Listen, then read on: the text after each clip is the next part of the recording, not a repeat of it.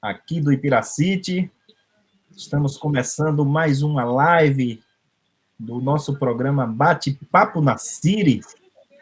Estaremos aqui recebendo hoje o nosso grande amigo Alexandre Guzmão, biólogo, arte educador e artista plástico.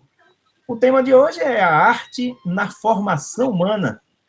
Desde já, solicitamos aos nossos ouvintes, aos nossos internautas, que compartilhem a live e que enviem seus questionamentos, suas perguntas.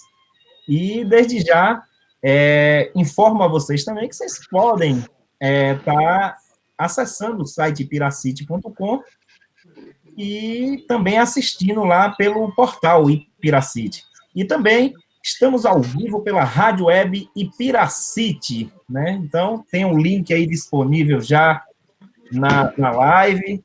Então, uma ótima noite para você e uma ótima noite para você, Alexandre Guzmão. Olá, pessoal, muito boa noite. Boa noite, Jorge Wellington. Boa noite, Johnny. Boa noite, Antônio Fagundes, aí ao lado. Vamos, em primeiro lugar, agradecer por esse bate-papo, pelo convite, por essa troca de ideias e sabendo de que é uma troca mesmo, né? A gente vai conversar aqui, eu espero também de vocês aí intervenções, contribuições, opiniões, também de quem estiver assistindo, né? Então, vamos lá, tentar aí conversar. Boa noite, Alexandre. Bom demais tê-lo aqui nesse bate-papo, né? Principalmente arte, que é uma coisa que move o brasileiro. Você, internauta, pode participar, colaborar, perguntar para o Alexandre, viajar conosco. Aliás, todo artista dizem que ele viaja muito, né? Alexandre está aqui para falar sobre isso. E, sobretudo, que hoje também é o dia do artista plástico, né? A gente vai estar abordando tudo isso. E, sobretudo, essa humanização da arte na sociedade, né, Alexandre? Aliás, Alexandre, para começar direito, me diga uma coisa, Alexandre, como é que é a arte, né? A arte, ela é só para gente que tem dinheiro ou não, Alexandre? Porque eu não tenho. Como é que fica? Eu também não tenho. Bom, Johnny e Jorge, a gente vê que hoje em dia a arte ela também é um produto do mercado, né? E por conta disso, a gente tem acesso a uma dinâmica econômica que vai mostrar para a gente que existem obras de 100 milhões, existem os grandes leilões de arte com muito dinheiro envolvido, mas esse é uma maneira com a qual o homem... Porque o capitalismo ele abraça tudo e transforma em mercadoria, né? É bem assim com hábitos, né? Como a gente está vendo agora com a questão ecológica. As empresas querem ser ecologicamente sustentáveis, ter um selo verde. Isso vai gerando mais capital e com os elementos da cultura igual, né? Mas é errado achar que a boa arte está só para quem tem acesso ao que a gente chama de clássico, né? Porque até na conversa que houve com o Elber, nosso querido Binho, a gente escutou lá e ouviu que a arte ela é uma expressão da cultura, né? E sendo expressão da cultura, todos os povos elas possuem, têm acesso, têm contato, sua sensibilidade ela é provocada, às vezes mais em alguns locais, outros menos. E claro que depende também do percurso, da trajetória da pessoa durante a vida, né? Eu costumo dizer que é sempre bom usar a frase da música do Arnaldo Antunes: a gente não quer só comida, a gente quer comida, diversão e arte. Porque ela se configura como uma fome também, tal como a fome física, né, de comida, tal como a sede. A arte, ela, depois do indivíduo sensibilizado, ela se torna uma necessidade. Muitas vezes, algumas pessoas que não têm a possibilidade de ter muito acesso a isso, e essa fome não é alimentada, né, e também ela não é provocada, são consequências que são invisíveis, que só lá na frente essa pessoa ela vai sentir um pouco isso nas suas escolhas pessoais, né, no seu repertório. Mas tá errado de que somente o dinheiro ele proporciona boa arte, né? A gente estava falando com bastidores aí há poucos instantes que a teledramaturgia brasileira é uma teledramaturgia de primeiro mundo, né? Que faz escola para outros países, inclusive. Portugal assiste todas as novelas brasileiras. E o povo, de alguma forma, tem acesso a esse tipo de produção cultural, né? Que envolve ali os elementos do teatro, da televisão, enfim. É verdade. Quem nunca assistiu uma boa novela, né? É só um bom filme, né? Uma boa música. Ó, o Bezel é o nosso campeão de live. Então, ele consegue chegar ao coração de alguns, né? Então tá não é, valendo. é verdade. Jorge. Pois é, mas o nosso grande Bezel Marques, né? Falar nisso, mandar um grande abraço para ele aí. Já estamos aí em contato com a produção dele, Johnny Costa, para também trazer o nosso grande Bezel aqui para mostrar a sua arte, né? Falando em arte, Alexandre, hoje é o dia do artista plástico, não é isso mesmo? Isso. Ele relembra o nascimento do Almeida Júnior. Ele é um pintor paulista da cidade de Itu.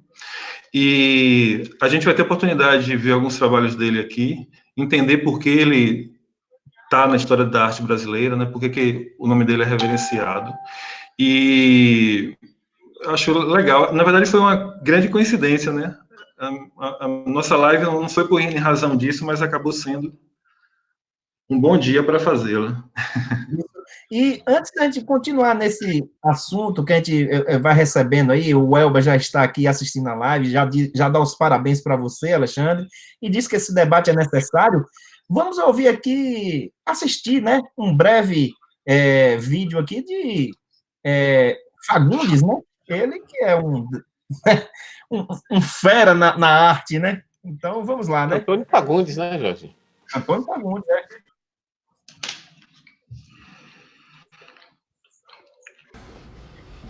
Olha essas pinturas.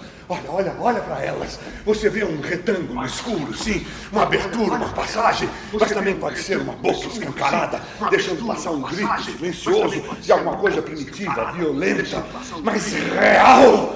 Não bacana, não legal, real.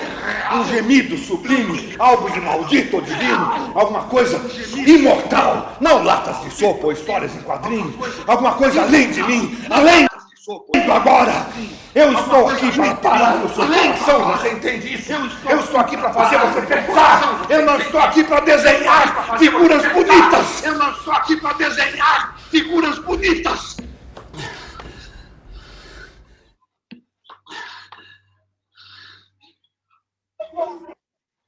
Pois é, Alexandre. Está com você aí agora, Alexandre. Eu acho que é legal, Alexandre. Achei legal esse vídeo, cara. Bem esse é um trecho de uma peça que o Antônio Fagundes faz com o filho dele, chamada Vermelho. E esse trecho é interessante porque ele está falando uma coisa que é cara aos artistas modernistas, que é a não figuração, né, numa obra artística, né? Ele estava reivindicando ali o vermelho como símbolo, o vermelho como uma coisa que pode significar algo visceral. E ele fala para o interlocutor ali que ele quer parar o seu coração, ele quer falar o seu coração através da cor. E essa é apenas uma das discussões que há na arte, logo após o advento do modernismo, porque o modernismo ele deu a abertura, né, para o artista poder escapar da representação da vida de uma forma imitativa, né? As cores, alguém pode se sensibilizar pelas cores. O cinema usa muito isso, né? Há uma psicologia das cores por trás. Ao longo da aula, da conversa, a gente vai ver alguns exemplos para bem ilustrar isso. É verdade, você fala de cinema... Oi. Rapidinho. Uma travadinha aí na... Travou? Na live, mas está tudo ok. Então, olha só, eu tenho... Todas as pessoas têm uma memória afetiva de sua infância, né? Às vezes por pedaços, muitas vezes muito fragmentada. Eu tenho uma memória da Copa do Mundo de 1986, que eu não acompanhei por conta da idade, eu era muito novo, mas como tinha muito futebol ao redor, aquilo ficava me chamando a atenção, embora ainda talvez não compreendesse, talvez só depois de 87 eu vá me interessar e compreender um pouco mais. Porém, aquela camisa, aquela cor da camisa do Brasil, da Copa de 86, ela, toda vez que eu vejo, ela, sem que eu queira, vem flashes do ano de 86, né, daquela Copa do Mundo, de momentos. Então, isso é muito impressionante. A gente não tem como explicar muito porquê, né, como é que isso acontece, mas parece que dentro da gente há gavetas e arquivos guardados dessas capturas que a gente fez na infância e que, por vezes, assim, você é arrebatado na rua por uma situação, por uma música, por um cheiro que vai te liberar essa memória, que são memórias afetivas, no caso, né? Então, no caso da cena que a gente viu, como eu falei, é uma reivindicação pela cor, puramente, né? Uma cor significativa. Se a gente pensar nas religiões de matriz africana, como o candomblé, a cor é um fundamento, né? Ela tem um significado, ela tem uma importância. E até mesmo os artistas que têm o candomblé como sua fonte de inspiração, muitas vezes produzem um determinado tipo de arte que prevalece uma cor em razão desses fundamentos, né? Só para exemplificar. Pois é. Estamos aí com Alexandre Guzmão, biólogo, artista plástico, né, Alexandre? E estamos aqui nessa noite falando aí o que o tema... Ô, Jorge, Oi. artista plástico mais no sentido de trabalhador comum, como qualquer outro, né? Sem vaidade, sem qualquer ideia de privilégio ou de superioridade de alguma coisa, mas como um trabalho qualquer, mas que mexe com outros recursos, né? Um trabalho muito mais remunerado, diga-se de passagem. É verdade. Alexandre, deixa eu te fazer uma pergunta. Você conhece Maria de Lourdes Guzmão Dutra, Alexandre? Foi a minha primeira artista. Porque eu cresci numa casa em que muitas vezes eu olhava para a mesa, tinha uma pessoa pintando, né? Com a mesa repleta de tintas e uma pessoa muito sensível e pintando lá seus panos, suas fraldas com uma delicadeza muito grande. Então, eu não duvido que aquilo ali tenha uma importância muito grande assim na minha vida e na minha formação. Só de observá-la pintando já era uma abertura de um livro, né? É verdade. Ela está aí, né, conosco aqui, acompanhando a live. Ela diz assim, de olho, solta a carequinha, né? O carequinha tá aí, ó. Você tá vendo que as pessoas... Ó, você tá vendo que as pessoas ficam impressionadas com a minha careca, porque eu acho que foi um golpe, cara. Eu tava assim, há menos 4 anos atrás, quando eu olhei para uma foto por trás, eu tava careca, e eu achei que foi... Eu só tô usando Foi a minha revelia, viu? Foi a minha revelia. Eu só tô usando esses dias aqui porque ainda tá frio, né, Johnny Costa? Então, é um negócio complicado. Eu, careca aqui no frio, né? Não é brincadeira, não. É verdade. Mas dizem que é dos carecas que o dinheiro gosta mais, né, Jorge? Até agora eu não sei, viu, Johnny? Os carecas que o dinheiro gosta mais. Ô, Alexandre, você falou de um fato da sua memória afetiva, mas eu tenho uma curiosidade, né? Como foi que você começou, cara? Sabe, curiosidade, simplesmente. Né? Olha, Johnny, eu tive a sorte, o privilégio de alguma forma, ter em minha casa produtos culturais, assim, porque eu vou chamar disso, porque eu era cercado de muitos quadrinhos, eu gostava muito de quadrinho, acho que meu desenho vem muito, assim, de querer imitar aqueles heróis da Marvel e tal. Tanto é que, muito cedo, eu aprendi a anatomia do corpo humano, por tentar desenhá-los e tal. As coisas que nos influenciam, elas ficam muitas vezes difusas. Elas não estão terminadas, a gente está o tempo todo se influenciando, né?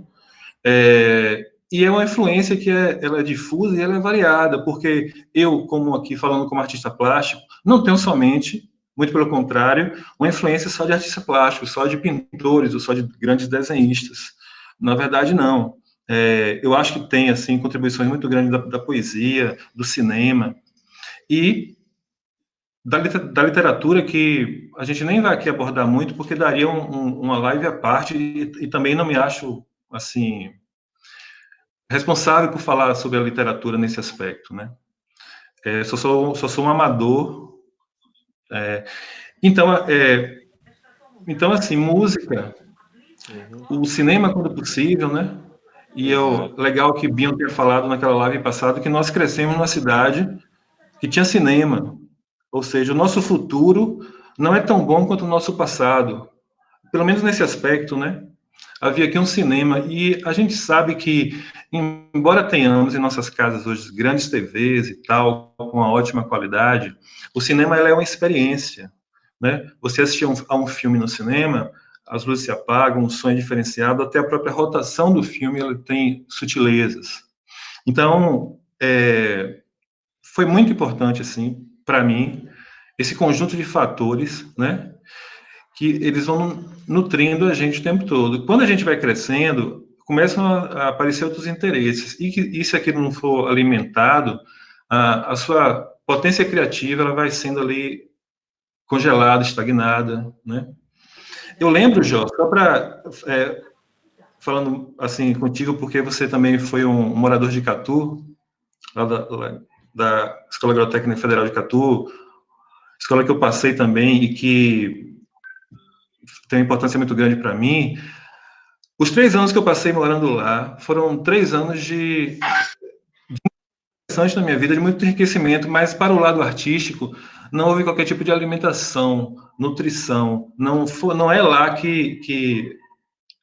Então eu deixo de desenhar, eu fico me bloqueando o tempo todo, eu começo a achar que desenho é coisa de criança, é coisa da adolescência e tal. Eu gostava muito das bandas de rock, ficava desenhando. E eu começo a abandonar aquilo. Somente em Salvador, alguns anos depois, né? E só para destacar aqui as 2 contribuições coletivas muito importantes na minha vida, que é Catu e a Casa do Estudante, também é um capítulo à parte da vida de qualquer um que já passou por essas instituições, experiência de vida coletiva. Então, somente em Salvador é que eu me jogo naquele mundo e vou experienciar, minhas pernas, né? Vou andar pela cidade, vou frequentar os museus, vou conhecer pessoas, e isso vai... Aí eu percebo que existe esse mundo, existe até uma graduação para isso. Você falou aí, legal. né, nos desenhos, o Júnior Reinaldo está aqui dizendo aqui, ó, Xande, sou seu fã, desde as caricaturas de Jair Bianchi que você fazia. E Olha, aí, rapaz, eu tenho, uma lista de pessoas que me pedem caricaturas e desenhos há mais de 20 anos que eu tá aqui eu afirmando que vou cumprir essa promessa ainda em vida. Eu me lembrei que Júnior é uma delas, né? O Júnior Reinaldo, grande amigo. Aí. estamos aí com Alexandre Guzmão, biólogo, arte educador, né, e também artista plástico. O tema de hoje é, como é, Alexandre? Você esqueceu do tema, não foi, amigo? Fala a verdade. Porque às vezes a gente fica tão emocionado que... Mas o tema é a arte da formação humana, né? Na verdade. Exato. Acaba ficando tão emocionado com sua presença, porque você... Vamos tomar um rumo aqui, para a gente conversar algumas coisas, porque tem coisas a serem mostradas para reverberar e para ilustrar um pouco do que a gente está falando. Isso. Bom, olha só. Antes de eu começar a projetar o que você vai me solicitar, eu vou projetar uma imagem aqui que só para você recordar. Certo. Vamos lá. Explica um pouco dessa arte aí, Alexandre, para nós. Olha só, eu nem estava me lembrando mais dela. Então, cara, esse é um mural que eu fiz lá no espaço Axé Vavá, espaço do nosso querido amigo Welber, Binho de Vavazinho. E foi um trabalho que eu fiz por razões muito queridas, né? Por conta de 2 pessoas muito queridas da minha vida, o próprio Binho, um amigo, um grande amigo, e o Raimundo Sodré também. Essa é a cara do Raimundo Sodré, feita a partir de uma fotografia antiga deles, me parece que do começo dos anos 80, final dos anos 70. que é uma foto bem emblemática, ela está em preto e branco, eu tentei aí transformar na Morenice de Sodré, e pegando esse passado e trazendo para um futuro, homenageando também o novo disco dele, Os Girassóis de Van Gogh, né? Então, tentei unir esses dois momentos históricos da carreira dele, e serviu como uma espécie de cenário para a cantoria que ele fez lá no ano passado. E fiquei muito contente de fazer, gostei muito. Espero que ele tenha gostado também. Esse aí a gente pode chamar de um muralismo, né? Modéstia Isso. à parte. Pois é, eu vou começar a projetar aqui as outras imagens. Oh, essa imagem aí foi você. Você que botou, eu não te mandei essa imagem, não. Não, essa aqui foi Binho que mandou para lhe parabenizar. Para não fazer autopromoção aqui, né? Que não cabe. Mas então, para a gente tomar um rumo aqui, um pouco dessa conversa, né? E também porque eu sou um professor, eu atuo como professor, a gente ouve muito falar, a gente sabe que a arte ela é um elemento da natureza humana, somente os homens produzem arte, mesmo os animais mais inteligentes, eles têm uma inteligência intuitiva, né? É bem diferente da produção de cultura, que é própria do homem. E, Jó, você botou essa imagem, mas eu quero essa primeira mesmo, né? Daqui a pouco eu vou falar sobre ela. Então, a arte, ela permite com que haja uma recriação do mundo pelo artista, pelo indivíduo, pela pessoa. A gente sabe que muito do que a gente estuda arte hoje, que a gente chama de arte, dentro da história da arte, tampouco tinha esse nome, as pessoas não faziam com essa intenção. Fazia por necessidades outras. Cada tempo histórico tem a sua própria necessidade. E é isso que eu pretendo aqui. É muito fácil, em todos os ambientes, quando há uma fala assim, ou em aulas, ou em palestra, a gente se deparar com a pergunta: o que é arte? Né? Mas, então, diante disso, eu prefiro fazer uma trajetória aqui para a gente tentar, aos poucos, compreender e se aproximar dessas respostas, para a gente não reduzir. Bom, Jó, nós temos aí, isso aí é o que as pessoas estão vendo, né? Então, essa imagem, Jó, ela é um poema do Arnaldo Antunes, o performer, cantor, foi líder dos Titãs durante muito tempo. E eu pedi para começar com ela porque eu gosto muito que ela é um poema concreto, né? Um poema em que a disposição das letras no papel ele importa, ele interessa, e ele tem uma via de mão dupla, né? Ele pode ser lido de fora para dentro, que nos dá o rio. Ele pode ser lido de dentro para fora, que nos dá o ir. E o rio e o ir, eles têm semelhanças, né? De continuidade, de movimento. Então, eu quis essa imagem para mostrar que vamos olhar a história da arte por essas duas vias, de fora para dentro e de dentro para fora. Assim, a gente consegue compreender um pouco mais a natureza de alguns trabalhos artísticos e se aperfeiçoar nesse aspecto. Jorginho, eu vou te pedir para que você coloque as imagens 110 e 112. 110. Por favor. Um momento. Agora que vai ser problema. É melhor você colocar isso no computador. Bom, enquanto isso, eu vou abordando algumas questões aqui, que eu falei que, como eu sou professor, muito se fala na questão não só da desenvolvimento da expressão, do potencial artístico, mas também como uma forma do indivíduo se educar, né? Uma forma de educar para o mundo e educar a sua sensibilidade. Com isso, ele desenvolve uma estética, né? Essa estética é a sua atitude diante de escolhas dessas produções artísticas, né? A gente falou aqui que a pessoa que desde muito novo não é nutrido, não recebe aí formas artísticas que possam provocar a sua sensibilidade, ela dificilmente ela vai compreender coisas no futuro. ela dificilmente ela vai ter uma alfabetização visual suficiente, completa, né? E a gente sabe hoje que a alfabetização visual é necessária porque a gente vive um mundo da imagem, né? Ocorre que a gente, desde a hora que acorda até a hora que a gente vai dormir, a gente é bombardeado por imagens o tempo todo, né? Nas telas dos celulares, na TV, no computador, na publicidade que se encontra na rua. Então, assim, no meio de tanta coisa, né? De tanta coisa que passa ali pelo nosso dedo quando a gente está passeando nas redes sociais. Essa abundância de imagens faz com que também a gente endureça um pouco o olhar, né? Faz com que a gente não perceba nuances, sutilezas, que é isso que eu falo da educação visual. Os políticos hoje, eles usam muito as estratégias de comunicação visual, né? As fotografias, elas são muito usadas em campanhas políticas, né? Os ângulos das fotografias para enaltecer candidatos. E é interessante quando a gente tem o acesso a esse tipo de conhecimento, né? A gente fica entendendo como é que esses recursos são utilizados, ok? Ô, E essa Alexandre, imagem... Oi?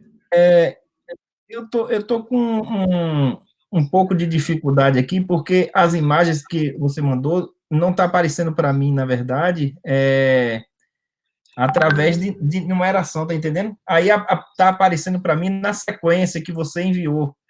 Poderia ser na sequência e eu vou passando aqui, você vai fazendo a sua análise? Se quiser passar para outra, eu passo. Se você jogar no computador, ela não recebe as nomeações, elas estão nomeadas, né? Mas não está aparecendo para mim aqui assim. É por isso que tô tendo essa dificuldade. Eu já joguei aqui, não está aparecendo com a numeração. Vamos ver então, vamos fazer isso então.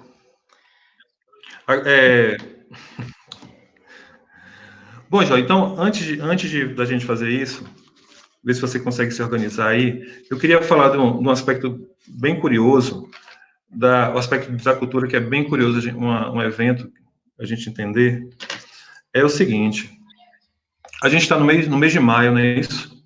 Isso. E existe uma cidade em Pernambuco, São José Belmonte, ela fica na divisa com a Paraíba, e essa cidade, ela tem uma cavalhada, né?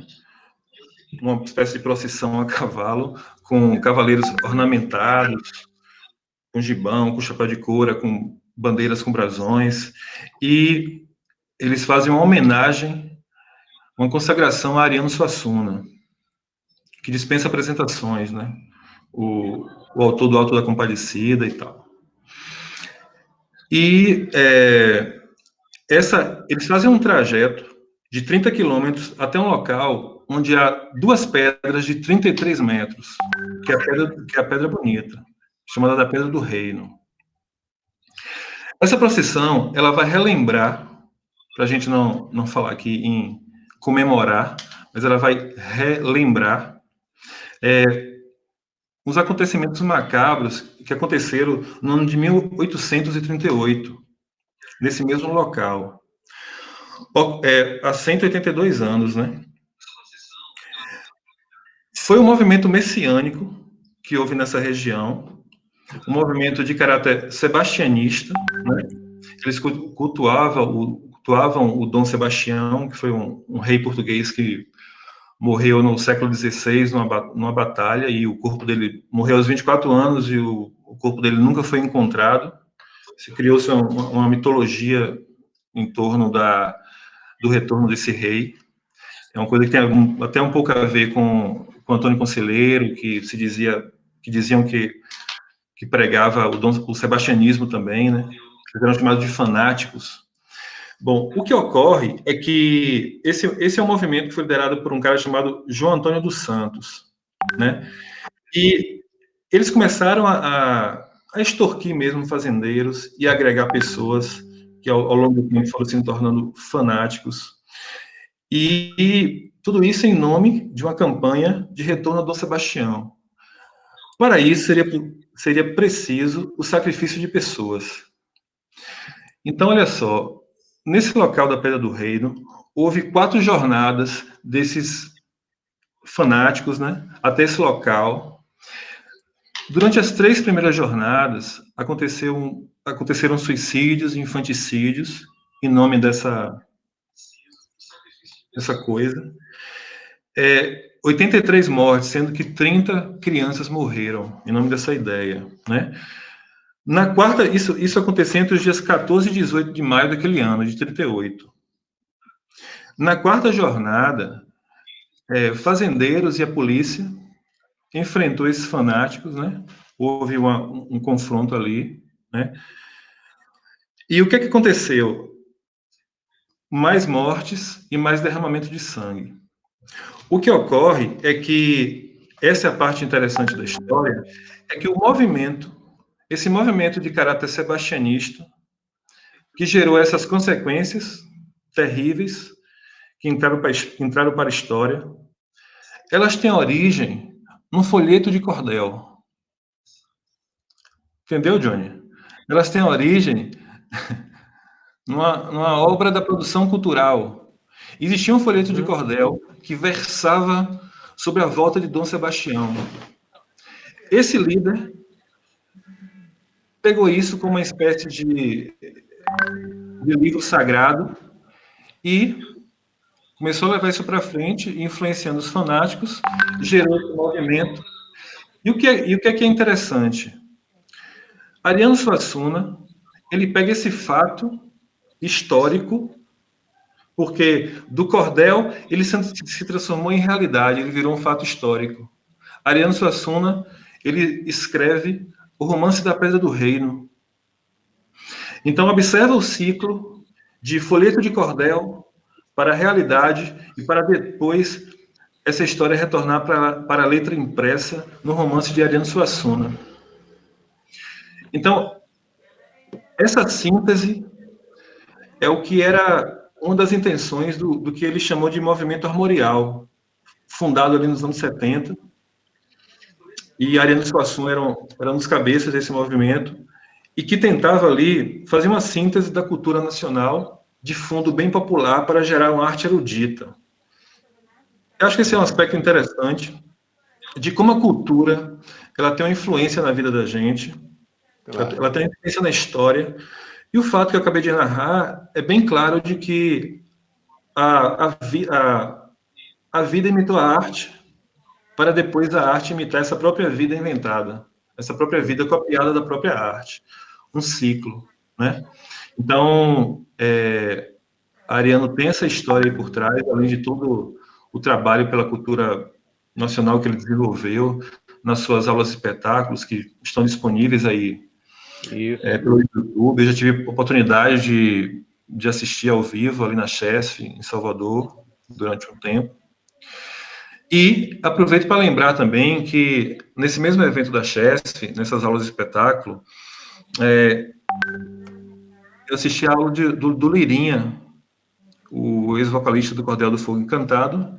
Ele conta um caso muito interessante. É que é o seguinte, em 54, no ano do suicídio de Vargas, 2 horas depois, após o suicídio, dado pelo rádio, né, já havia ali uma produção imensa de cordéis. 2 horas depois do suicídio, já havia uma produção imensa de cordéis. Uma coisa incrível, né? Uma coisa que parte de uma elaboração criativa não simples, né? Uhum. Alexandre, você sabe que você falou uma coisa interessante, a literatura de cordel. E é impressionante como muitas pessoas foram influenciadas pela literatura de cordel, sabia? Outro dia eu fui cortar meu cabelo e aí o gordo cabeleireiro disse: Johnny, eu sou fã de literatura de cordel. Aliás, eu aprendi a ler com a literatura de cordel. A informação que passa da literatura de cordel com simplicidade, eu acho incrível isso, viu? e vindo da cultura nordestina, a maneira de falar, influencia. E como você acabou de falar esse fato aí, veja como a arte ela está ligada ao social, entendeu, Alexandre? Eu acho que a arte libertária, a arte do cordel, e você dá esse exemplo, porque o cordel é bem simples, né? É bem simples, sabe? E ele é sonoro também, né? Ele é Muito musical. sonoro, cara. É impressionante, né? Que deveria até ser mais utilizado, né? Pela simplicidade, pela importância que tem a literatura de cordel, né? E eu sempre acho, Alexandre, que o artista ele tem um quê de libertário sempre, sabe? A ciência às vezes prende, os padrões prendem, mas eu acho o artista que ele consegue flutuar, é como se houvesse uma verdade e o artista tivesse muitas verdades, sabe? Muitas vertentes, sabe? Justamente, Johnny, porque é uma Né? recriação do mundo, né? Exato, O exato. artista ele recria o mundo, né? Uhum, verdade. Ele recria o mundo através da sua poética, através do material que ele escolhe para a sua produção, através do tema que ele escolhe para poder abordar. Até, Alexandre, eu lembrei agora de uma citação de Nietzsche, que ele diz assim, que é preciso arte para a gente não morrer da verdade. Olha que coisa interessante. É preciso arte para a gente não morrer da verdade, né? Sabe? Então, isso é E muito interessante, isso, né? o Antônio Cândido, ele fala que, da mesma forma que o sonho é o equilíbrio do sono, a arte é o equilíbrio da vida, Claro. porque ela nos irmana, ela aplaca a nossa solidão, a gente se reconhece em trabalhos artísticos que a gente, às vezes, nem reconhece o idioma, Uhum. mas ele, de alguma forma, ele nos toca, né? E, só para falar, assim, um pouco da questão da música, Uhum. o Schopenhauer, ele falava que a música é a maior das artes, né? Porque ela é uma arte em movimento, Uhum. é a vibração dentro da gente em Cara, correspondência. você é Então, sensacional, cara. Você é sensacional. Você falou em música. Agora me explica uma coisa, Alexandre. Você que é artista plástico, como uma pessoa não entende a letra de uma música, cara? Ela em inglês, pode ser espanhol, pode ser grego, ela não entende.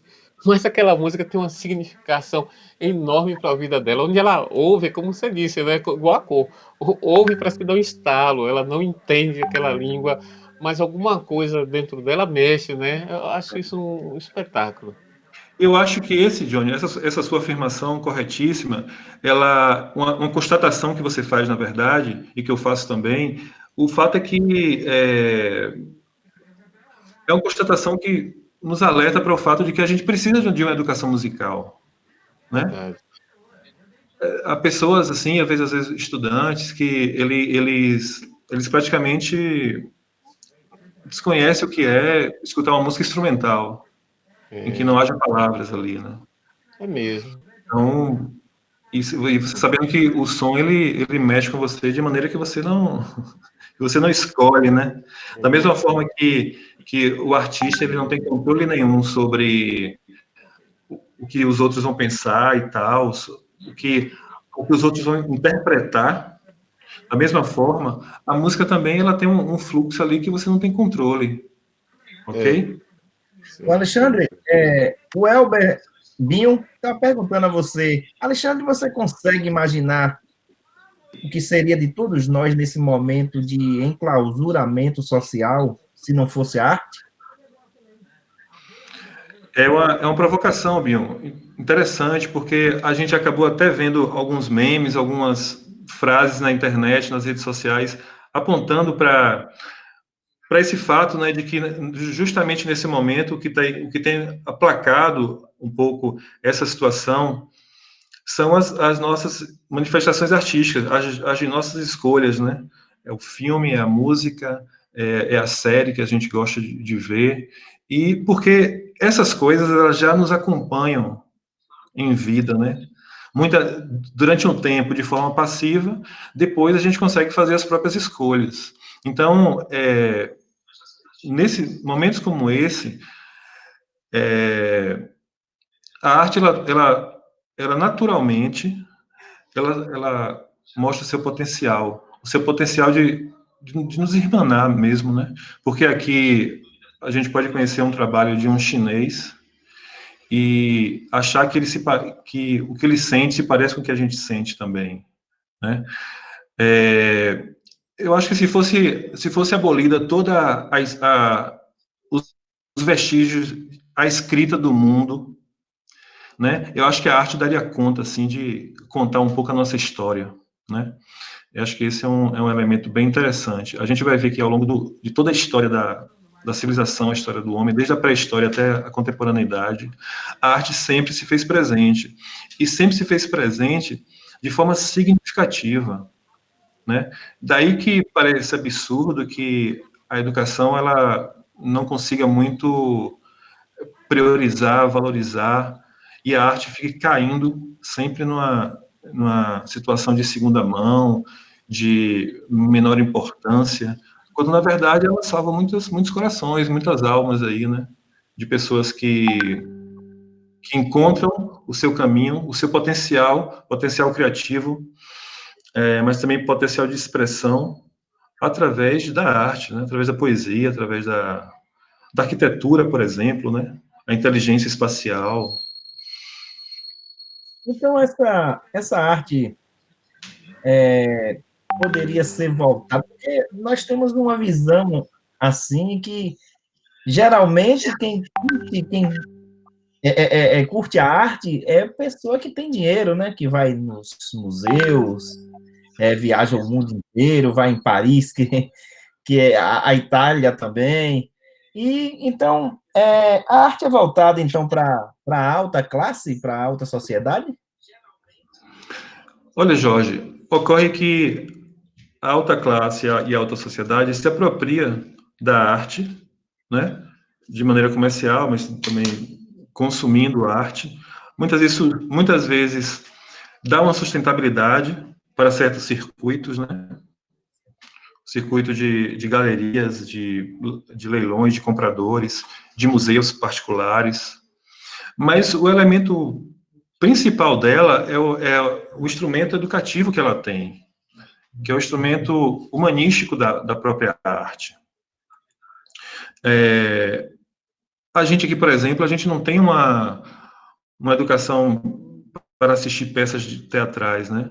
O que cumpriu isso durante muito tempo aqui foram as semanas de cultura da Casa do Estudante, que muitas pessoas foram ver teatro pela primeira vez, mesmo naquelas condições ali precárias de espaço físico, de acústica, de iluminação.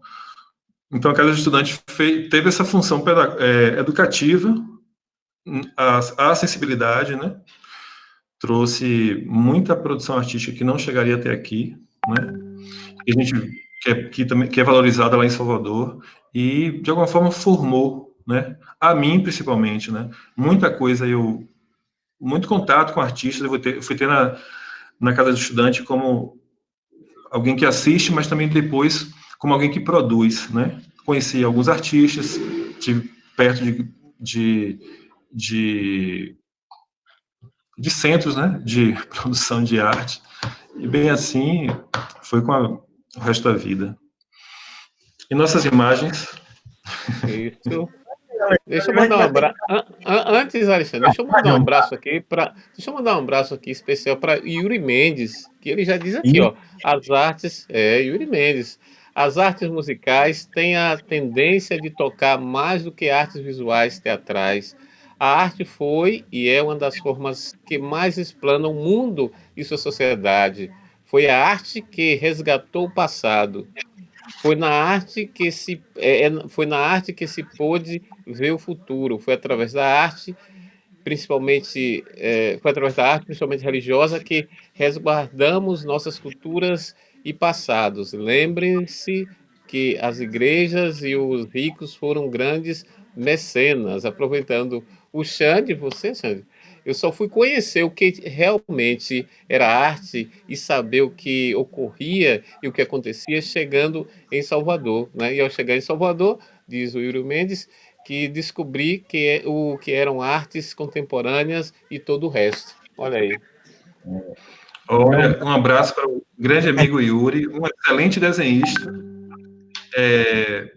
E o relato dele é bem comum mesmo, né? A gente, claro, Salvador é uma capital. Existe ali várias tribos, existe ali e e até a partir da Escola de Belas Artes que nós frequentamos, a gente teve acesso, assim, ao que se chama, por exemplo, da arte contemporânea que ele aborda, né? Não só pela Escola de Belas Artes, mas também a frequência em espaços culturais, em museus, proporciona isso, proporciona esse entendimento. Parece que a sociedade ela já se acostumou um pouco em ver alguns trabalhos que se chama de arte contemporânea, são trabalhos de instalação, de performance, eles surgem ali nos anos 70, mais ou menos, e eles têm um caráter de serem híbridos, né? De não serem somente pintura ou somente escultura, mas ser tudo meio que misturado, como se fosse uma quimera, né? Formada de várias coisas. E é uma forma de produzir arte que atende às demandas da contemporaneidade, ok? Mandar um grande abraço aí também para Yuri, né, que sempre está acompanhando as nossas lives aqui no Piracity, no programa Bate-Papo da City, e pedimos também para os internautas compartilhar nossa live aí, estamos aí com o Alexandre Guzmão, o tema de hoje é a arte na formação humana. Então, pedimos às pessoas aí para que mandem seus questionamentos, e desde já agradecemos. O Jadailson Bianchi, ele disse que a peste negra provocou retrocesso na arte. Covid-19 também poderá impactar o setor. Amigo Alexandre, encontrei esse recorte e achei muito pertinente ao tema de hoje. E a Marina Sodré Barreto também disse que excelentes colocações, Alexandre, especialmente nesse momento caótico que vivemos, onde a cultura e as artes estão dilaceradas. Pois é, Alexandre. E eu te pergunto aí, Alexandre, podemos fazer dessa forma aí, eu ir colocando as imagens, porque nós temos um arquivozinho só de 250 imagens. Vamos fazer isso, porque é a única saída que nós temos. Um abraço para a Marina, uma pessoa que troca uma ideia legal sobre arte e cultura também. Teve uma passagem na Secretaria de Cultura. Um abraço para Yuri e aos demais, né, que estão contribuindo. E é isso, façam intervenções. A partir das imagens, eu pretendo trocar mais uma ideia. Essa daí, Jorge, pode colocar essa daí, que você desorganizou a minha organização e eu vou agora, de forma desorganizada, corresponder à sua desorganização. Vamos lá. Eu vou colocando a imagem, você pode ir falando, eu vou cortar sua câmera aqui, que aí você pode ficar falando normal. Bom, essa é uma foto aproximada de um trabalho espetacular de um artista plástico de Jequié, um cara que eu conheci lá na Escola de Belas Artes, chamado Vinícius S.A. E eu não sei se vocês estão percebendo aí, Jorge, dá para aumentar essa imagem? Deixa eu ver aqui. Toda, se possível. Isso, melhorou. Bom, esse é um trabalho chamado Lágrimas de São Pedro, e o artista ele faz uma instalação, que é um modo contemporâneo de produção artística, que o artista geralmente usa de elementos da própria produção industrial para compor seu trabalho. O Vinícius S.A., Jorge, pode ir passando as duas subsequentes, que são dele também. O Vinícius S.A., ele pegou lâmpadas, ele retira o bocal das lâmpadas, coloca água e as amarra por fios, acho que de nylon, muito finos, e ele faz o que o próprio título da exposição aponta, né? É como se ele parasse a chuva, essa chuva de gotas imensas, gotas gigantes. Essa é a instalação, as pessoas entram no salão, ficam ali circulando nessa chuva parada, e chuva parada é uma interpretação que eu estou dando, né? A arte contemporânea ela tem esse elemento de abertura das interpretações. É curioso, Jorge e Johnny, e demais amigos, que eu fui conhecer esse trabalho um pouco antes de entrar na Escola de Belas Artes. Ele estava ali na Caixa Cultural, Salvador, um espaço que eu cheguei a vir a trabalhar depois, anos depois. E eu visitando, visitando a Caixa Cultural e entrei nesse trabalho. Eu achei maravilhoso. E anos depois, na Escola de Belas Artes, eu vinha conhecer o Vinícius S.A. Ele tem muitos trabalhos interessantes. Quem puder aí pesquisá-lo vai encontrar muita coisa interessante.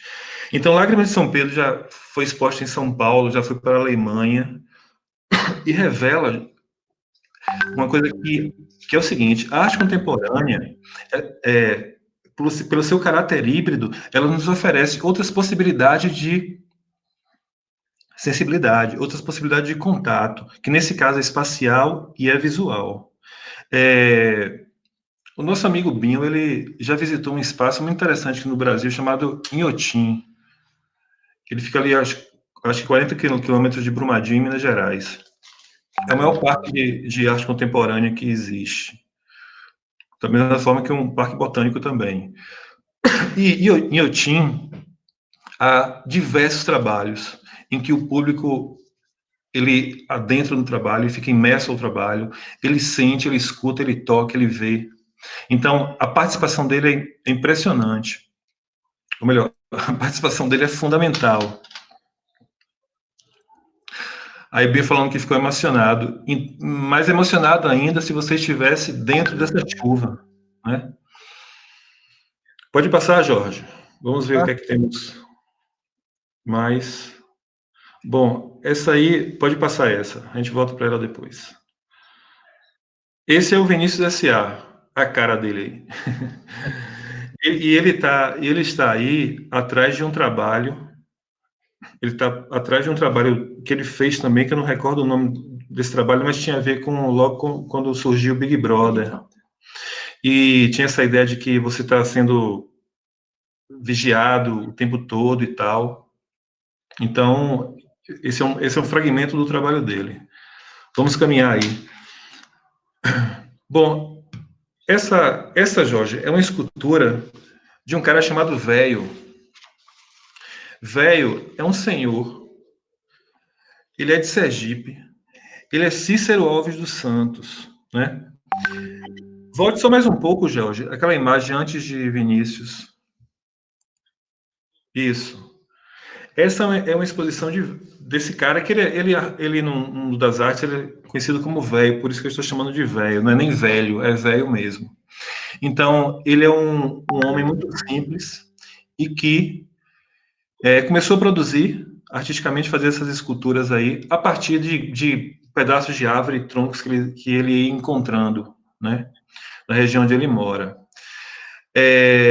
Não sei de que forma, mas isso chegou ao conhecimento de curadores da Europa.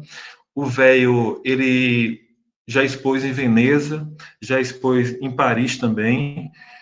E eu escutando uma entrevista de um curador da exposição dele, ele falava de que, na percepção deles, né, o velho, ele conseguia equilibrar muito a ideia de sofisticação e inocência.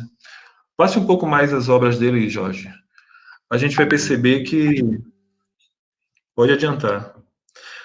Aí, a gente vai perceber que é como se fossem obras feitas até por crianças, né? De papel machê e tal, mas é madeira. A madeira é pintada. E o que ele diz é o seguinte, que ele reconhece determinadas figuras nos troncos, né? E aí ele faz quase que intervenção nenhuma, é um minimalista e natural, e ele gera esses trabalhos aí, né?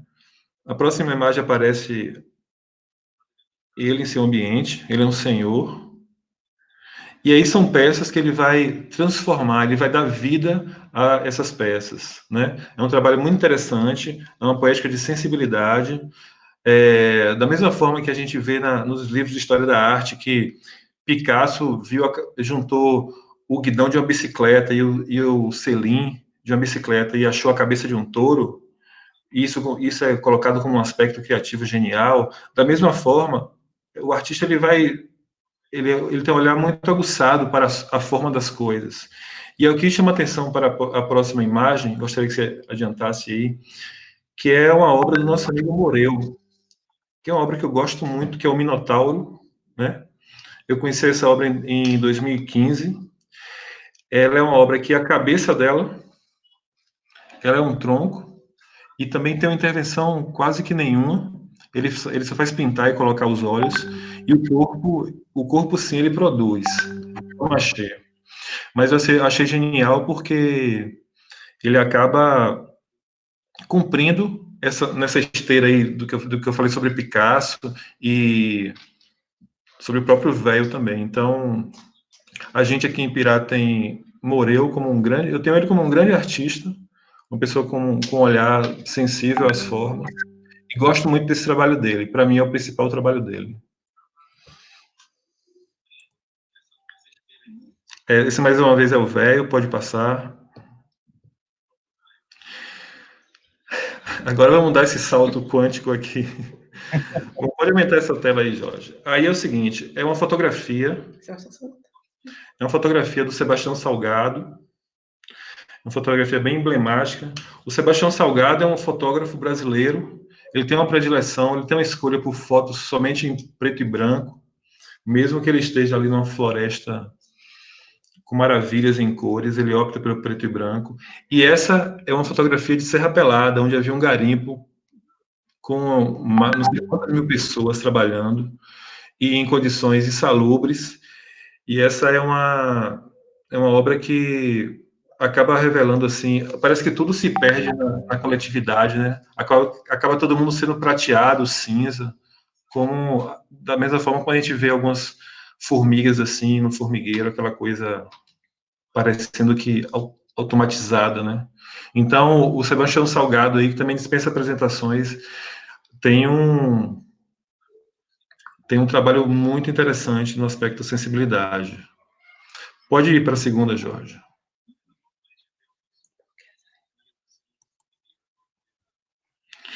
Bom, esse é mais uma fotografia dele, né? Que acho impressionante que ele exibe assim a exuberância desses cornos, desses animais aí, de uma tribo do Mali, se não me engano. E me impressionou muito quando eu vi pela primeira vez esse trabalho. De fato, ele é um pesquisador de humanidades, né? O Sebastião Salgado.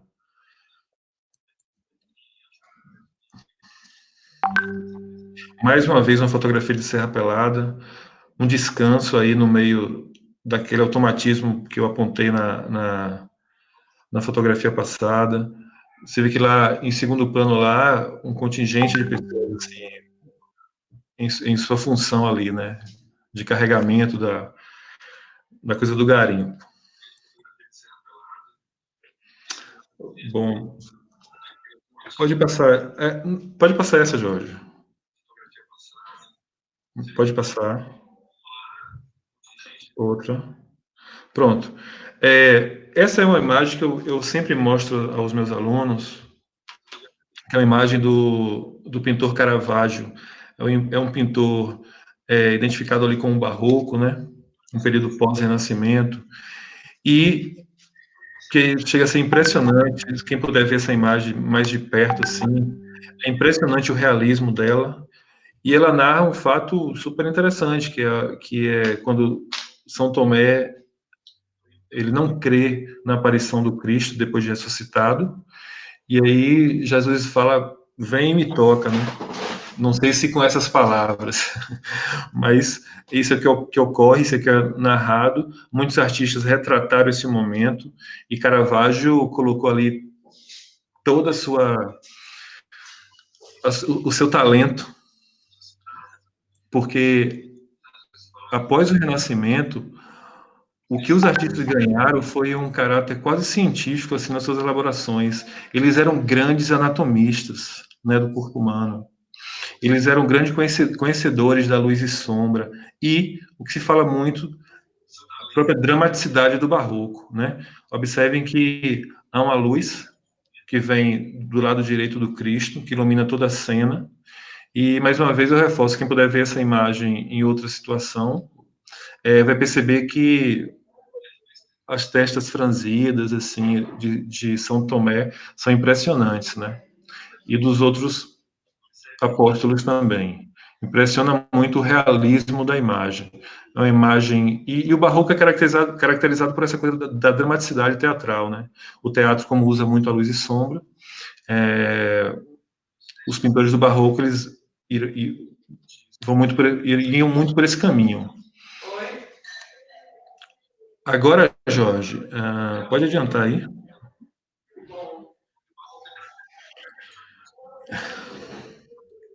Vamos lá, então, né? Pode ir. Pode ir para essa primeira imagem. Pode adiantar.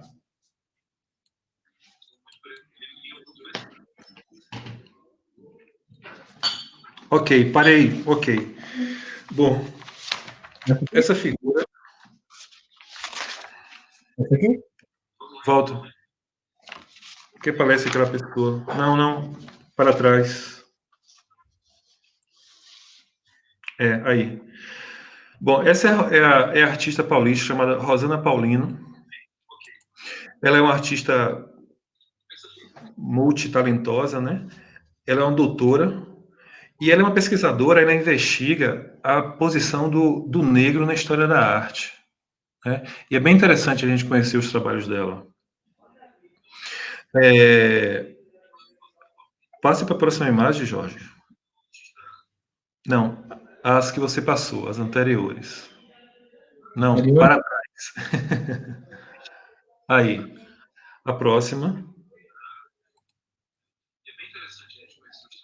Bom, esse é um trabalho chamado Suturas, né? Como eu falei, ela é uma investigadora da posição do homem negro, homem e mulher, do homem negro na história da arte.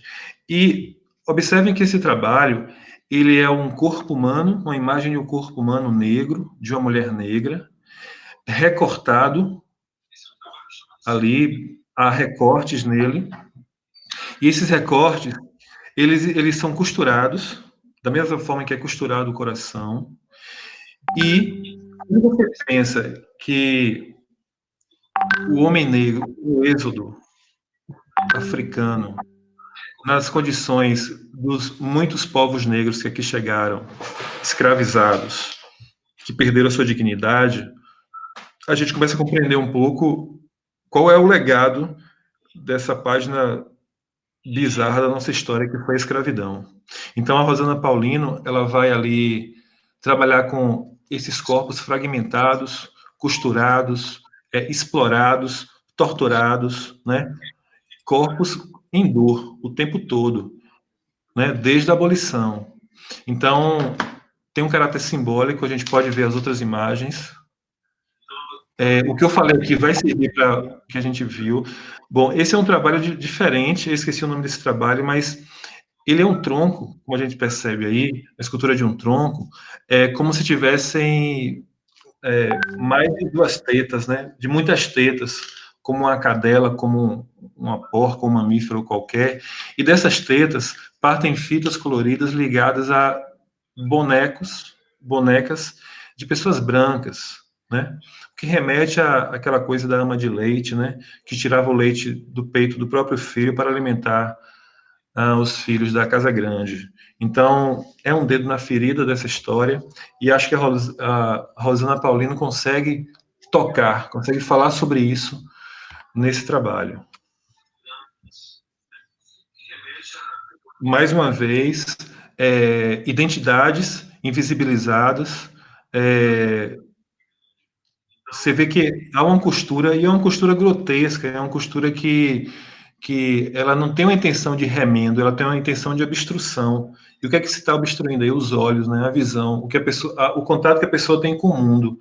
E não é isso que muito se fala, que foi a condição dos negros abandonados, mesmo após a abolição da escravidão. Então,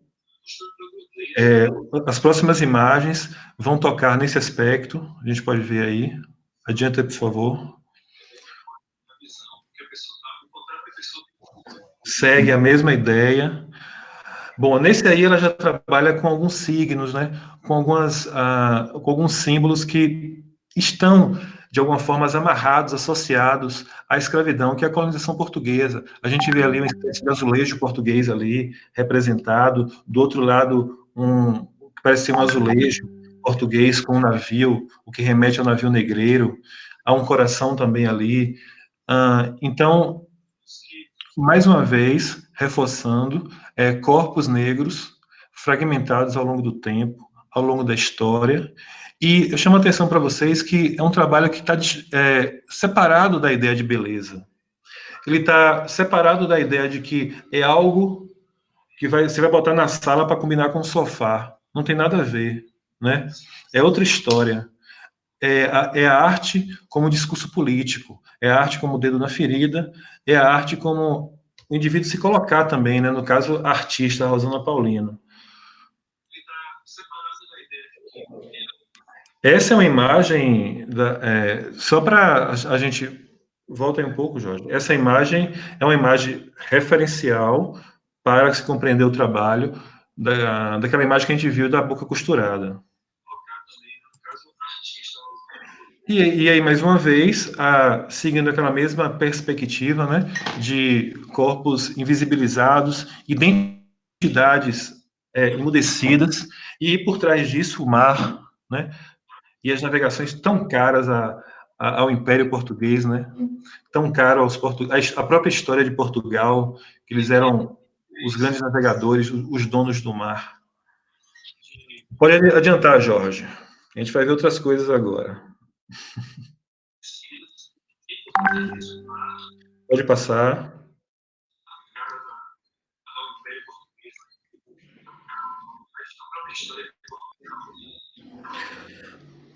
Volta um pouco aí, Jorge.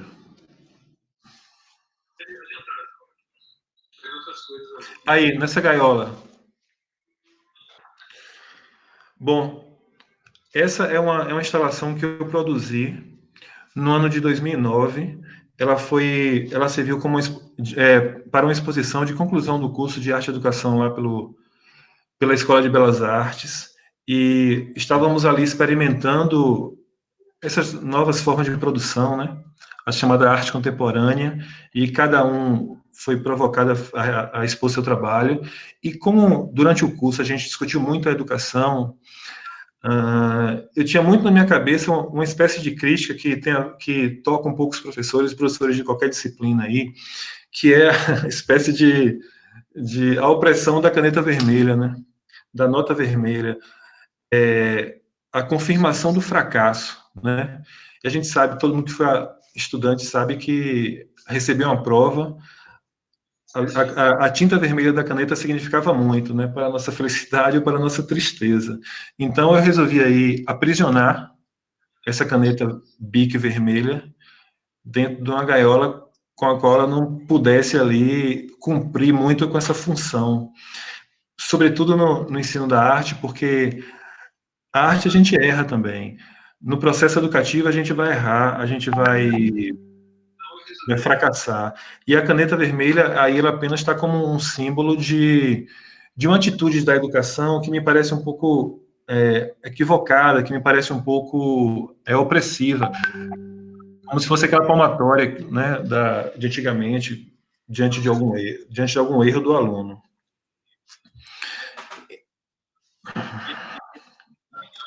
Pode passar. Bom, esse aí, volte aí um pouco, Jorge. Esse aqui é uma caricatura que eu fiz para o livro Maltner em Movimento, sobre o tropicalista Jorge Maltner. Esse é um livro de um jornalista chamado César Hazek, lá de Salvador. O livro ele é um livro de entrevistas, mas de texto também de Jorge Maltner, é uma figura interessante aí. Foi um dos primeiros trabalhos assim, que apareceu quando eu cheguei em Salvador. E é isso, foi mais para registrar assim como produção autoral.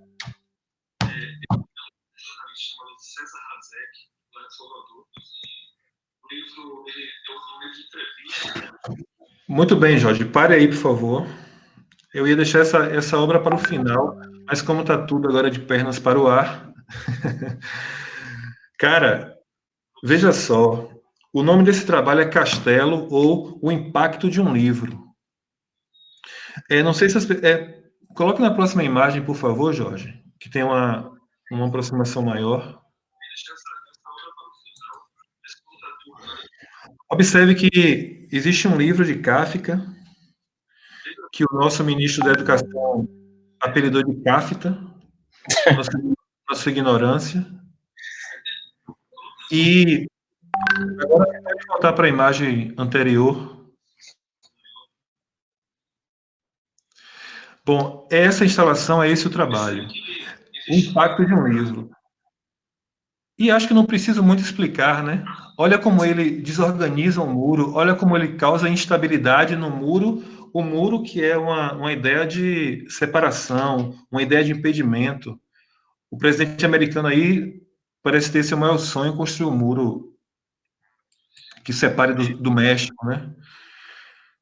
Então, é um símbolo. A gente tem na história aí uma cidade que foi famílias que foram divididas lá em Berlim por um muro, né? Por um muro ideológico. E o artista é o Jorge Mendes Blake. Ele fez essa instalação. Observem que somente dois elementos e uma ideia. E é isso que a arte contemporânea ela oferece, essa possibilidade, essa liberdade, essa poética, né? É um trabalho quase autoexplicativo, até mesmo pelo título, né? Então, não há muito há mais do que você sentir o impacto desse trabalho. É um trabalho muito interessante. Podemos adiantar. Bom, esse aí, cara, é um trabalho de uma argentina. E isso aí é uma espécie de é uma estrutura, uma referência no grego, e ela é composta de 20 mil livros. São 20 mil livros que foram banidos durante a ditadura argentina, né? E que a artista, ela agora coloca à vista dessa maneira. Ela é argentina, chamada Marta Minujín, né? Ela é de Buenos Aires. São livros de Foucault, de Freud, de Marcuse. São livros de tendência revolucionária, esquerdista, e foram banidos. E ela agora constrói essa estrutura, e a referência dela não é à toa. O Parthenon era um ambiente do clássico, né? Já a Grécia sendo o berço da democracia ocidental, então é uma referência clássica, né? Então esse é o trabalho de Marta Minujín. Bom, nós temos aí agora um artista baiano de Santo Antônio de Jesus, Leomar Épio. Tá dando um delay aí? Ele é o Marep. E o que é que o Marep faz? Na minha leitura, né? O Marep, ele trabalha muito com elementos da vida popular, da vida comum, coisas que a gente vê em feiras livres, né? Ele pega duas galinhotas, as inverte, ele cria essa escultura, ele cria essa forma. E aí é como se ele, o Marep, visse esses objetos de uma forma diferenciada. Sabe você chegar num local e coisas que você nunca viu, uma galinhota, um filtro de barro. Então, o que me parece ser essa é um trabalho de Marep, né? Então, é como se ele enxergasse esses elementos da cultura popular de forma estrangeira, né? E enxergasse uma potência nesses trabalhos. Bom, eu vi aqui... Botei uma pergunta de Jai, que, me desculpe, acabei me passando aqui, sobre o impacto da pandemia na produção artística. Olha, Jai, eu acho que em todos os setores a pandemia tem um impacto, obviamente, negativo, né? Ela modificou o nosso modo de vida durante esse tempo aí, está modificando, e tem atingido, sim, muitos artistas, tem atingido muitas pessoas que trabalham em ambientes culturais, né, que trabalham, artistas de rua, né, artistas de show, a própria produção cultural, os ambientes, eles estão parados agora, não pode haver aglomeração de pessoas. Então, a esperança é que isso seja retomado de alguma forma, né? Incentivo, não sei, do governo, não sei. A gente viu uma entrevista desastrada ontem da nossa ministra da diretora de cultura, né? Regina Duarte, uma coisa realmente, não sei nem como classificar, né? Ali o que foi dito parece que não sem coisa sem pé nem cabeça. Bom, então já eu acho que de forma muito negativa a gente vai ter que esperar para ver aí como é que esses muitos atores, por isso que eu estou colocando, tem um artista, tem alguém que trabalha na bilheteria, tem um road, tem um cara de palco, tem um cara da iluminação, e está todo mundo atingido de alguma forma. Eu fico pensando muito também das famílias de circo, né? Os circos estão agora parados, né? Que é uma tradição milenar, né? As famílias de circo, os circos que perambulam pelos locais. Então, é uma situação muito triste, né? É verdade. Eu Bom, não tinha nem parado para pensar. Realmente, essa questão do circo aí complicou mesmo com essa pandemia, né? porque eles vivem do trabalho deles, né? Não tem incentivo.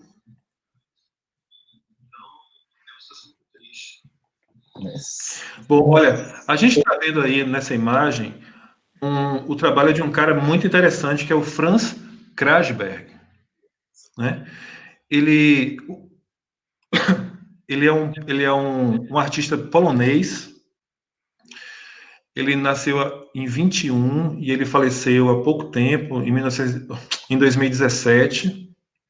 Eu tive o prazer de conhecê-lo ali quando houve a exposição lá pelos anos de 2009, talvez, no Palácio da Aclamação. Tive a oportunidade de conhecê-lo. O Franz Krasberg, como eu falei, ele é um polonês, ele serviu ao exército soviético, né? Ele estudou na Universidade de Leningrado, mas ele só foi ser artista mesmo a partir de 48, quando ele vem para o Brasil. Ele perde a família toda dele nos campos de concentração nazista. Ô Jorge, dá para você adiantar para a gente ver uma imagem dele, da figura dele? Acho que é a próxima. Pronto. Esse é o Franz Krasberg. Ele foi morar aqui no sul da Bahia, aqui, né? Ele foi morar no sul da Bahia, em Nova Viçosa. Ele tinha uma casa que era em cima de uma árvore.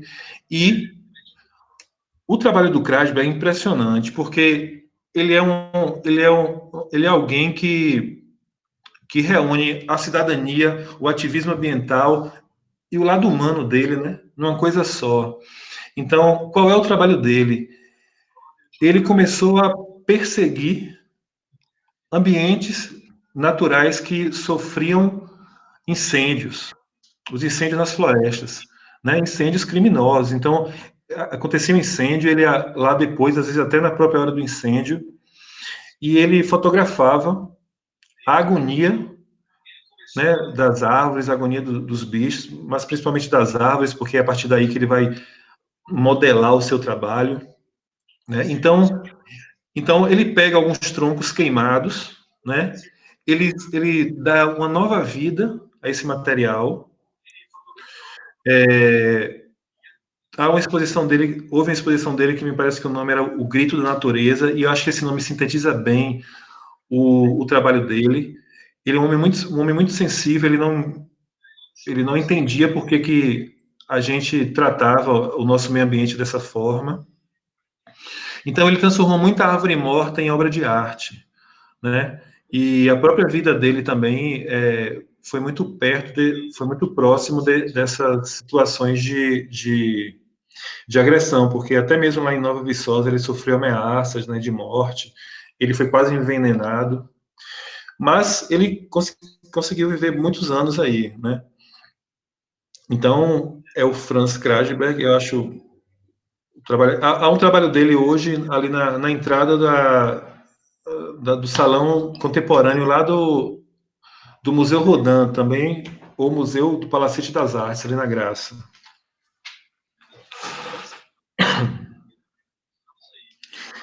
Eita, agora a gente já caiu em Eduardo Cobra. Você me fez uma, viu, Jorge? Vou dobrar o Não, cachê. foi o Arthur mesmo, que veio assim. Bom, então, mas tudo bem. O que é que nós temos aí? Nós temos aí um tipo de arte que é a arte urbana, né? Elevada a uma dimensão fantástica, através desse artista chamado Eduardo Cobra. Ele tem trabalhos maravilhosos, monumentais, né? Pode ir passando aí, que são figuras reconhecidas, né? Aí, ao lado do Shopping Bar, ele fez aí, compôs a Rimanduce. Ali, acho que essa aí em Porto Alegre, que é o poeta Mário Quintana, e esse é o Eduardo Cobra. Temos a figura do Mandela. Bom, aí já é outra figura. Então a gente viu ali, Jorge, e Johnny, e demais amigos, a street art, a arte de rua, o grafite, sendo levado a uma outra dimensão, né? Uma dimensão estética mais monumental, mais realista, né? E referencial, né? Dessas figuras da cultura pop, do conhecimento. O Eduardo Cobra tem trabalhos no mundo todo, né? É bem reconhecido. Da mesma forma também que os gêmeos, os grafiteiros paulistas, eles são muito reconhecidos.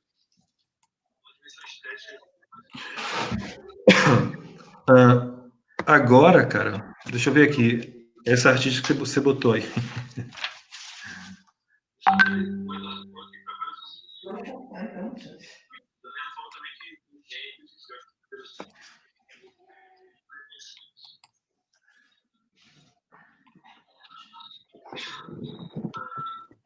Bom, a gente está vendo aí, pessoal, é um trabalho da Joana Choumali. O Jorge, é o seguinte, você pode ir passando os trabalhos da Joana Choumali enquanto eu vou falando, porque serve para essa sequência que está logo aí disposta.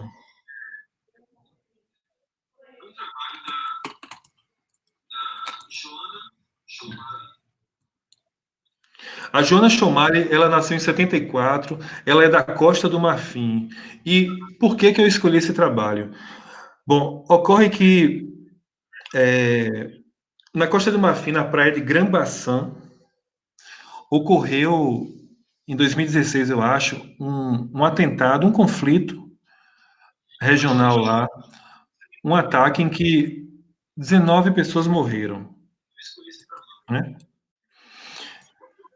E foi uma coisa que modificou com a vida de muita gente, né? Deixou muita gente consternada, abalada. E apenas 3 semanas depois, a Joana Choumali, ela vai para esse local, na Costa do Marfim, a praia de Grambaçã, e ela começa a fotografar pessoas pelas ruas, pessoas desatentas, pessoas em seus afazeres, pessoas do cotidiano. Ela pega essas fotografias. Não, pode voltar. Ela pega essas fotografias e faz uma intervenção com bordado. Não sei se as pessoas estão percebendo, mas o colorido das fotografias é um trabalho de bordado. Então, a Joana Choumali, ela faz como que um remendo à vida dessas pessoas, a vida dessas pessoas que foram ali cortadas, fragmentadas, violentadas. Então, a gente está vendo um trabalho de ressignificação, um trabalho que, ao mesmo tempo, é acusatório também, é reflexivo, mas ele é esperançoso, porque ele oferece, pelo menos no campo subjetivo, essa vida, essa nova vida, né? Esse novo passo. E é interessante porque o nome do trabalho é Savar Alé, que tem o significado de que vai ficar tudo bem, né? Não muito de vai ficar tudo bem, mas um significado assim, mais de consternação, de acomodação diante da fatalidade e da tragédia. É um remendo a essas vidas violentadas. Agora você pode passar, Jorge. Bom, dá para aumentar um pouco essa imagem, Jorge? É o seguinte, esse é um pintor americano chamado Edvard Hopper. Eu gosto muito dele, porque ele é um cara que ele tem paisagens assim muito. É uma coisa que a gente está vendo. A gente viu no começo dessa pandemia, quando as pessoas estavam em casa, uma coisa assim das ruas vazias, né? Algumas imagens de TV mostravam muito isso. E o Edvard Hope, a preferência dele são esses espaços vazios, de muito poucas pessoas, nada é individualizado, né? Ou seja, não há um foco em determinados personagens, os personagens estão ali compondo uma paisagem, há um silêncio, há uma poética, há um vazio que me interessa, né, nos trabalhos de Hopper. Essa imagem está um pouco pequena.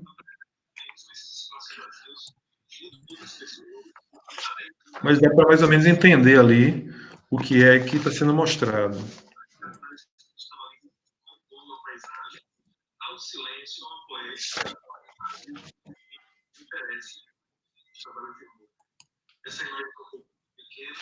Bom, agora, Jorge, nós estamos vendo um trabalho de uma figura muito interessante, que é o Heitor dos Prazeres.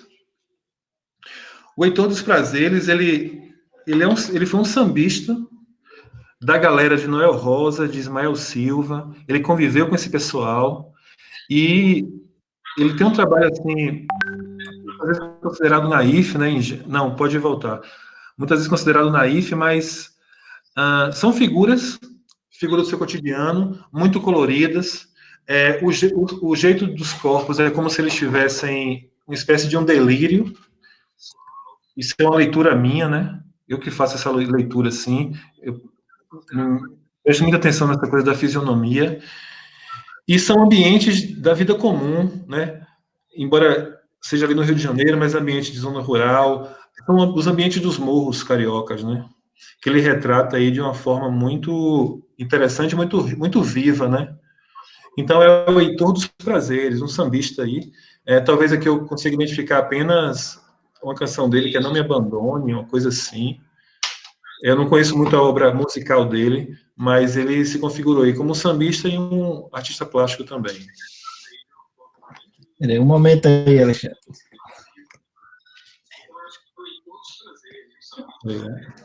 Acabou fechando.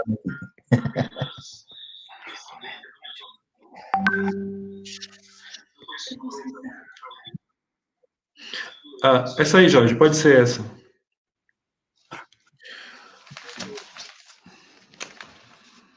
Vou pegar minha pesca. Bom, esse é um trabalho de um fotógrafo chamado Girma Berta, né? Ele é da Etiópia. E o que ele vai fazer? Ele fotografa pessoas e depois ele vai fazer intervenções ali, ele tira o fundo e coloca essas pessoas em fundos chapados de cores, né? É como se ele isolasse esses personagens da sua vida, da sociedade, né? E a gente sabe que, por exemplo, um local como a Etiópia nos remete muito a imagens de crianças famintas, né, de locais de miséria. Então, Guilherme Berta, ele consegue isolar esses personagens, colocá-los em situações até oníricas mesmo, né, de sonho, né, através desses fundos aí de cores, né? Esse é um trabalho bem interessante, serve para todas as imagens. Você vê que todos são carregadores, são trabalhadores, são pessoas que essas pessoas nos seus trajetos, elas se confundiriam com a paisagem, né? E o que ele faz é justamente capturar, pescar essas pessoas que se perderiam ali no ambiente natural. Ô, Alexandre, como nós já estamos com o tempo muito avançado, eu vou... A gente chegou a 5% das imagens? Não, né? Não. Mas eu vou lhe fazer uma sugestão para a gente marcar outra data, para a gente dar prosseguimento de acordo com que o tema. Que acho que é muito interessante, é bom que as pessoas participem, né? Tem ainda muita gente participando aí. O Elber mesmo, ele diz assim que quer parabenizar o Ipiracity por ter a coragem e a ousadia de proporcionar uma discussão riquíssima como esta, e parabenizar, claro, né, Alexandre, pelas colocações, abertura e reflexões. Sugiro uma segunda live, com certeza. Então, eu já sugiro a você aqui para a gente marcar logo uma outra data, né, para a gente convidar os nossos internautas, né, Johnny Costa? Pois é, na verdade eu não tinha ideia, Alexandre, dessa exposição que eu assisti hoje aqui, viu? Fiquei aqui parado, né? Mas foi uma visita, sabe, a um museu, sabe, a um ateliê, eu fiquei fascinado. É pena que nosso tempo é tão exíguo aqui que não dá para ver tudo, mas são imagens impressionantes. Nós rodamos o mundo, Alexandre, através de suas imagens que você trouxe hoje, e agradecer por sua aula, não é? E também a todos os internautas também, a Lívia Guzmão, ao Elber, ao Jadailton, o grande sábio Jadailton, um abraço, Leone também, Rita Sacramento, entendeu? Eu amei mesmo, parabéns. Olha, algumas imagens eu nunca tinha visto, pela primeira vez, eu fiquei vislumbrado, e a arte serve para isso, né? Para nos conectar com o que é universal, né? Então, você está de parabéns mesmo, cara.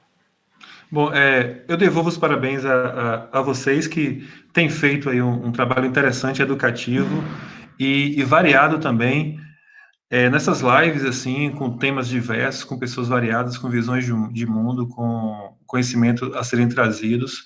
Eu vou concordar com esse segundo tempo de explanação, não por mim, mas porque eu acho que as pessoas têm o direito de conhecer certas coisas para que possam ser estimuladas, para que possam ampliar, sobretudo isso, ampliar o seu repertório artístico, o seu conceito de arte. Há coisas que eu não mostrei, que tem muita relação com arte enquanto resistência a governos autoritários, arte política, né, arte e sentimentos, né? E o que, na verdade, o que a gente tenta o tempo todo responder a essa pergunta, o que é arte? E o que a gente encontra nesse escaneamento da história da arte é que, na verdade, a arte, a cada tempo histórico, serve às demandas do seu tempo, né? A arte egípcia não tem nada a ver com o que a gente faz hoje, com o que se fazia no século XIX, né? Então, há ainda esse leque de coisas a serem colocadas, né? Então, até de caráter educativo, eu acho que a gente merece ter essa segunda chance, de forma mais organizada, um puxavão de orelha aí para Jorge Wellington. Mas aí não foi foi que você enviou. Sobretudo, Jorge, porque eu tenho aqui algumas coisas para falar, que tem muita relação com a gente ampliar o conhecimento sobre artistas, como artistas mulheres negras, artistas africanos, artistas que têm outra poética, que têm outros temas. Então, isso precisa ser conhecido, né? Porque as coisas estão todas na internet, mas às vezes as pessoas não têm a condução para achar essas coisas, né? Isso. E agradeço, assim, pela oportunidade, por me fazer veículo desse conhecimento, né? No dia do artista plástico. E agradecer, assim, a vocês e a contribuição de quem participou também. Quem puder comentar e depois xingar, esculhambar, falar mal da gente. A gente está aberto a isso. Agradecemos a você, Alexandre Guzmão. Parabéns pela explanação aí, por compartilhar, né, essa história. Você está de parabéns mesmo, uma live totalmente diferente. Você trouxe o museu, a arte, para dentro do Ipiracity. Então, sério, que maravilha. A arte já está na vida de vocês todos aí. Mas agora foi mais ainda incisivo, né? Então, nós agradecemos aos internautas que estão acompanhando até agora. Um abraço para a Leone, para a Lívia, para Jadailson, Rita. Rita, brevemente vai fazer uma live aqui conosco também, viu, Johnny? Já estamos. Maravilha. Já estamos. Agenda logo. Alexandre. Ela já foi intimada, ela tem um conhecimento sobre educação patrimonial, sabe falar os caminhos aí pela qual um bem pode ser tombado, né? Qual é a conceituação disso? A educação patrimonial é uma coisa que a gente precisa ter, né? Precisa ter noção, porque é uma sensibilização para a gente perceber, por exemplo, que é uma coisa que foi citada como quando o Bill cita a fachada da casa da professora Ildinha, a gente entender por que aquilo tem um valor, por que aquilo deve permanecer, né? Então, acho que a educação patrimonial, ela cumpre esse papel, né? Da sensibilização e do reconhecimento de nosso patrimônio histórico, patrimônio cultural material e também imaterial. E breve também, Johnny e Alexandre, estaremos também falando aqui com Leone Costa, né, que já entramos em contato, ele está vendo um tema aí, e desde já aproveitar ao vivo e intimar a Lívia também, que ela é bióloga, e brevemente também vamos fazer uma live aí, né, Lívia? Vamos unir as forças, né? As forças em prol da nossa própria, da cidade, né, de alguma forma, sem pretensão, modéstia à parte, mas a gente se alimenta no outro. Eu com certeza também aprendo, né, nessas conversas, né? É sempre uma troca, né? Porque também, no nosso caso aqui da arte, uma arte ela pode trazer uma série de conceitos do curador, da exposição, que o artista falou, escreveu, mas nenhum artista, ninguém tem um controle sobre o pensamento, sobre o que o outro está pensando, né? De repente, uma imagem que foi posta aqui, alguém puxou o seu repertório e pensou outra coisa, e foi para outro caminho. Isso é possível, isso é legítimo até, né? Então, unir as forças para a gente se melhorar cada vez mais. E, para fechar, eu termino com uma frase também do Arnaldo Antunes, que eu gosto muito, né? E também tive a oportunidade de conhecê-lo, trabalhei durante 3 dias com ele, foi uma troca bem interessante, e ele fala uma coisa que é: o seu olhar melhora o meu. Ou seja, a sua impressão melhora a minha impressão, né? Então, acho que a gente pode terminar com essa frase, né? E bola para frente aí. Não sei terminar as coisas, não. Pronto. Como Jorge, é que termina? Jorge, para a gente finalizar, vamos mandar um abraço para todas as mães também, né? Que vem aí, sem esquecer, né? Esse final de semana. Um abraço para a mama. Isso, aí, ó. Tá? E a gente agradece ao Alexandre e a gente está de volta, Jorge, na próxima segunda-feira, né, Jorge? Na segunda-feira estaremos aqui. Meu Deus, cadê minha pesca, Johnny Costa? Cadê minha pesca? Está com o Alexandre. Está com o Alexandre. Você me concede alguns segundos a mais? Pode sim. Para cansar aí o nosso público. Fique à vontade, Alexandre. Eu gostaria de terminar com um poema do Manuel Bandeira, que eu gosto muito, que ele traz uma referência que a gente vai poder abordar na próxima live, que é de 2 esculturas. Uma escultura é o Laoconte e as Serpentes, são esculturas clássicas, e a outra é Ugolino e os filhos, e seus filhos, né? Eu até fiz uma postagem de Ugolino e os filhos lá no meu Instagram. Quem quiser conhecer o contexto, é só dar uma chegada lá. E o poema do Bandeira, ele fala mais ou menos isso. Mais ou menos não, ele fala isso. Aquele cacto lembrava os gestos desesperados da estatuária. Laoconte constrangido pelas serpentes. Ugolino e os filhos esfaimados. Evocava também o seco Nordeste, carnaubais, caatingas. Era enorme, mesmo para esta terra de ferocidades excepcionais. Um dia, um tufão furibundo abateu pela raiz. O cacto tombou atravessado na rua, quebrou os beirais do casario fronteiro, impediu o trânsito de bondes, automóveis, carroças, arrebentou os cabos elétricos e, durante 24 horas, privou a cidade de iluminação e energia. Era belo, áspero, intratável. Manuel Bandeira. Então, portanto, essa próxima semana, Johnny Costa, já peguei minha pesca aqui, né? Vamos ter, na segunda-feira, a Nayeli Brandão, ela é psicóloga, Diego, na terça-feira, que também é psicólogo, Dude, na quarta-feira, Binho, de Vavazinho, na quinta, e na sexta, o Rafael Teixeira. Portanto, então, está aí a nossa agenda, né, Johnny, para a próxima semana. E, graças a Deus, obrigado a todos vocês, um beijo para todas as mamães, né Johnny Costa? Um abraço para todos os internautas. Boa noite, gente. Boa noite, pessoal.